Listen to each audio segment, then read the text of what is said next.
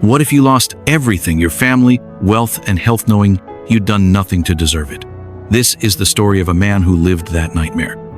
But instead of just giving up, he did something much bolder. He demanded an explanation from God. In the ancient land of Uz lived Job, a man who was blameless, upright, and incredibly blessed. He was a great father and a man of famous integrity. But in the heavens, a figure called the Satan, or the accuser, posed a cynical question to God. Does Job fear you for nothing?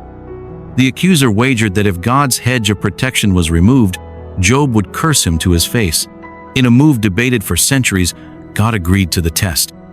The devastation was total. In a single day, Job lost his fortune, his servants, and in one horrific instant, all 10 of his children. Yet in his grief, Job did not blame God. But the accuser wasn't done. He argued that Job would break if his own body was afflicted. So God allowed it. Job was struck with painful sores from head to toe. His wife cried out, "Curse God and die." But Job refused, asking, "Should we accept only good from God and not trouble?" Job's 3 friends arrived to comfort him. But after sitting in silence for a week, they began to speak, and their comfort turned to accusation. They believed in a simple system: good things happen to good people, and bad things happen to bad people. Therefore, Job must have committed some terrible sin to deserve such suffering. They urged him to confess. Job refused their logic. He knew his heart was clean. Frustrated, he stopped defending himself to his friends and started demanding a trial with God himself.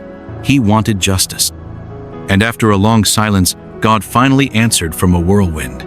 He didn't give Job a list of reasons for his pain. Instead, God fired back with a storm of his own questions, revealing a universe so vast, wild, and complex that no human could possibly understand its workings. "Where were you when I laid the earth's foundation?" God boomed.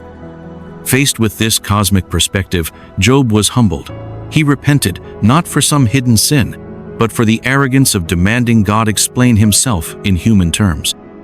In the end, God condemned Job's friends for their false certainty, affirming Job's honest, messy, questioning faith. Job's wealth and family were restored, but the true healing was internal.